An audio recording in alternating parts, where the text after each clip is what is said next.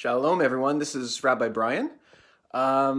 Just a quick word about something that we're doing at Mishkahn David, which I think is a wonderful, beautiful thing we're planning for. So I've been reminiscing the last few days about COVID-19, and its impact on society, its impact even to our congregation, the challenges that it's brought to our congregation, even the blessings in a way it's brought to our congregation, Mishkahn David. I'm remembering a year ago when we had to shut down the service and we went to Zoom, and what a blessing Zoom has been for our congregation. I remember when we all just gathered on Zoom and were able to interact with each other and have a full service just like we do in person, except all virtually, and what a blessing actually that was.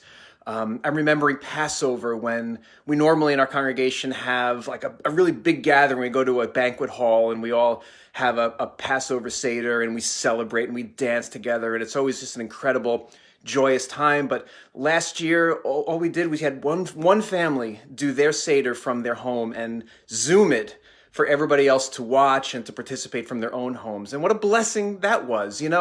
Sometimes challenges come in life and it seems like these are small things, but these small offerings have very, very big impacts, and they're very big and beautiful in the eyes of God. I remember from the time of Passover to Pentecost that we were praying that the churches will open again, because at that time all the churches were closed and we were still on Zoom. And we're just praying that the governor in Rhode Island would allow churches to open. And we're focused on Pentecost. Pentecost, let us open by Pentecost. And I remember a few days before Pentecost last year, Governor Raimondo allowed churches to open. And it was an answered prayer. But we were only allowed to have 5 people in the congregation. 5 people for a Pentecost service. And well, we at Mishkahn David, we just felt like it would be a blessing if we followed the executive orders from the government, whatever they were. 5 people was the order, so 5 people it was. And what we did was we had the worship team lead to no one in the congregation. Well, we know who was there. The Spirit was there. But the worship team was leading and words were going forth to a completely empty congregation.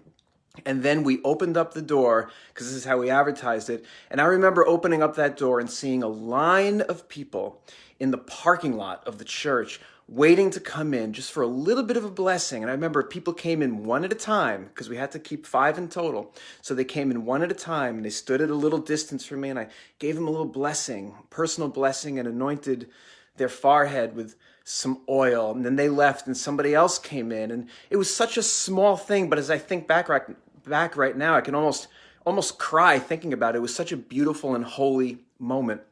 Well, now it's a year later, and Pentecost is 2 months away. And our prayers, my prayers this year is not, can we reopen? Because we've been open. My prayer is that by Pentecost, all restrictions are over, that this pandemic has run its course, and that there will be no more restrictions, no more capacity limitations in Rhode Island by Pentecost. And we're going to plan for that in faith in advance. And I'm asking you all who are listening to me to join your faith with ours for a full, not just partial, but a full reopening by Pentecost, which on the Jewish calendar is Sunday, May 16th. So we are going to plan for a big worship service at Mishkahn David on Sunday night, May 16th, trusting and believing there will be no capacity limitations and it will be completely, completely safe. So please join your faith to ours in praying for this. It's going to be an incredible, explosive, joyous worship time. I could see it.